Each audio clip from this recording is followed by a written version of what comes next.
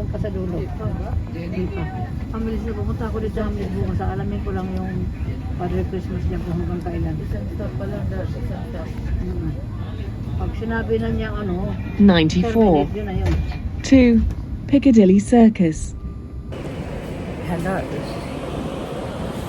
I am in Piccadilly. I've just got off the 94. I'm walking up Charles II Street. Now, this evening, I say this evening, it's kind of early evening, it's 20 to 4. Now, today I'm doing something very special. I am riding a 1960s Routemaster. And we are going to be going all around London to see the Christmas lights. It's costed me a lot of money to do this, but we're doing it. And it doesn't start here, it starts in Embankment. But Piccadilly links onto Trafalgar Square, which I'm passing now. Just walking down Haymarket. That joins you up onto Trafalgar Square, and then it's a 5-minute walk to Embankment. I was originally going to get the 139 from Oxford Circus, however that was packed. And although 94 was packed, that terminates here at Piccadilly, so I'm just going to walk the last bit. But yeah, I'm not sure how much I can film, but I'll try and film quite a bit, but just sit back, relax and enjoy.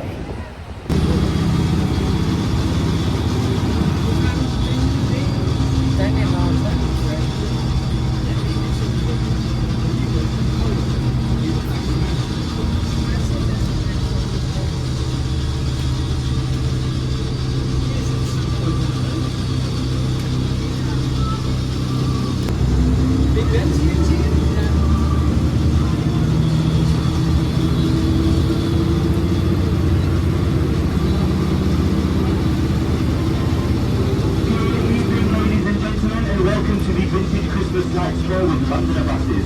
My name is Cameron and I'm going to be your tour guide today, taking you through the beautiful streets of the British capital. This tour should last around an hour and a half. It might be slightly longer, it might be slightly shorter, it all depends on the traffic over London. We're going to take you around to see some of the best festive lights this city has to offer. Now don't worry, we're not going to have to listen to me drone on the entire tour.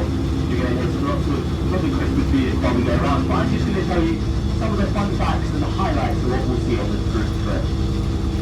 Please do note there are some low-hanging branches that appear throughout the tour, so give a little look out for those to ensure you don't get hit in the face or anything. Hopefully on the street there won't be anything, so just have a little look out for them. There's been no smoking, no vaping, no drinking alcohol on the service at any point throughout the tour. And of course, please do not stand up. I know it's quite sensitive on taking photos, so please do remain seated. If you want to come downstairs at any point, that's no problem. Just try and do it when the bus is either slow moving or stationary. We don't want anyone falling down the stairs. Apart from that, once again, my name is Cameron. I'll be your tour guide. If anyone needs me, I'll be downstairs shielding from the cold. And then remember, if anyone wants to join us downstairs, you're more than welcome to do it when we're not moving too quickly. Now, on the right-hand side, this building was once a publisher's, where A Christmas Carol was published back in the year 1843. The masterpiece, of course, written by Mr. Charles Dickens. A Christmas Carol was at a very tender point in Dickens' career, but he didn't have a lot of money. He was in quite a lot of debt. Told by his advisors, you need to write a Christmas story if you want to get out of this debt. And so he did. It sold so many copies. It in fact sold out to all bookstores in London. It's 4 days in the lead up to Christmas.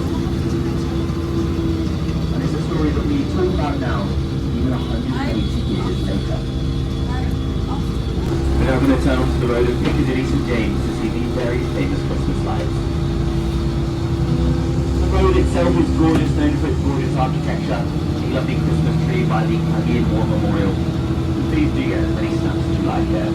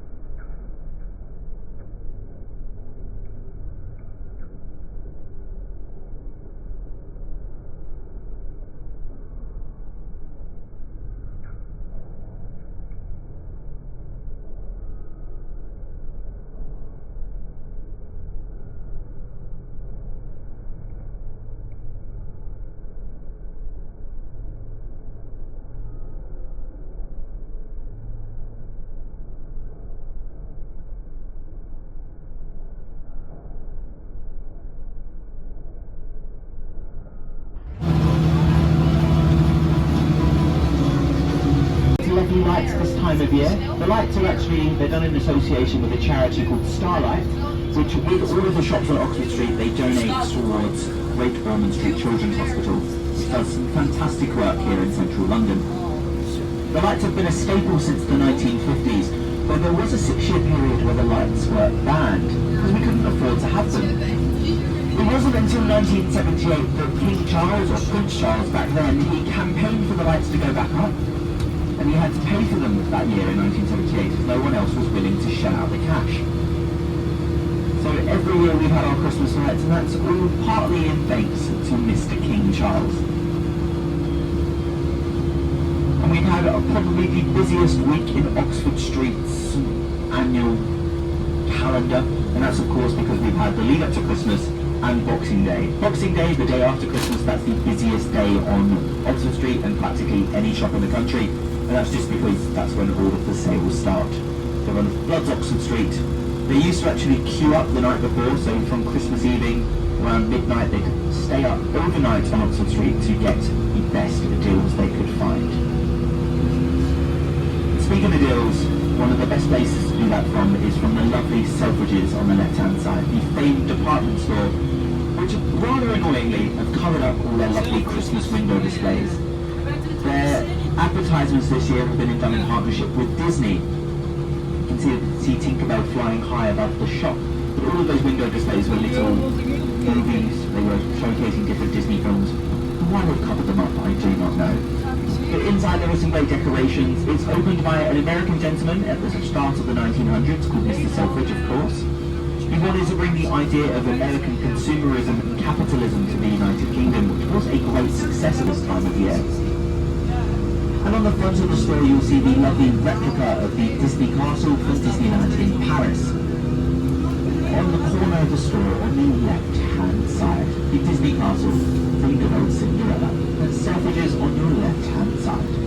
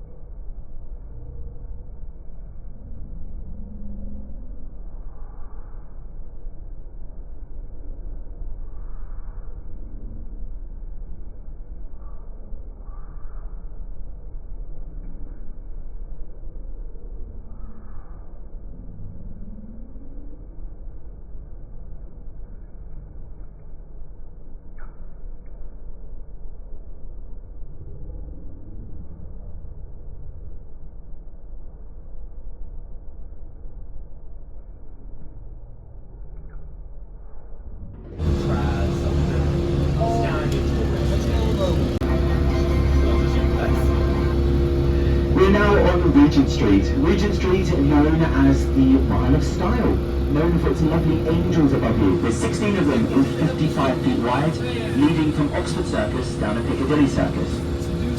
Now Oxford Circus, that's the meeting spot of Oxford Street and Regent Street. Don't be disappointed if you missed out on the clowns and the circus tent. Circus just means circle in Latin, so it's Oxford Circle. But Regent Street is very, very busy. It technically is the second busiest street in London, but it is the winner. It's a lot shorter than Oxford Street, so per metre, per square metre, it will be a lot busier here than Oxford Street. All the flagship stores are here. We have the flagship Apple store of London on the right, H&M, as well as a very famous toy store, which you'll see very shortly on. And you are best enjoying Regent Street from this lovely bus, as you can see the chaos on the streets on either side.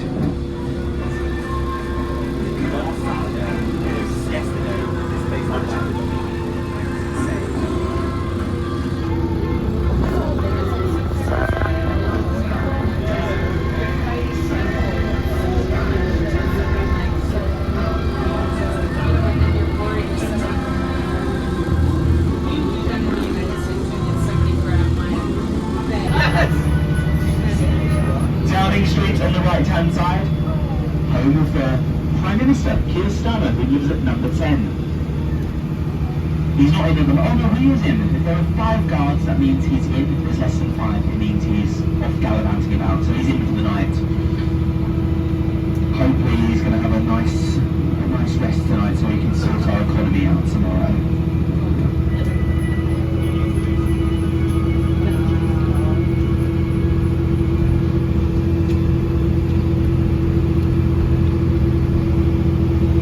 Up to Parliament Square, a centre of protest and activism, probably one of the most important centres in British politics, known for some very famous buildings surrounding it, including Westminster Abbey, which is just, if you can see those towers over on the right hand side, That's where we have the coronations of our kings and queens, state funerals and royal weddings. So Will and Kate Middleton got married back in 2011, and every coronation of every king and queen in England has happened here. And also look to your left to see Big Ben and the Houses of Parliament, which will be on our right-hand side now that we turn this corner. Now Big Ben is actually not the name of that clock tower, it's called the Elizabeth Tower. Big Ben is just the name of the bell inside of it, which chimes every hour on the hour, a sound you have to hear at least once upon your stay here in the capital. Only one man lives in the Houses of Parliament, his name Lindsay Hoyle, the Speaker of the House. The man who shouts, "Order, order," while all the politicians are yelling at each other.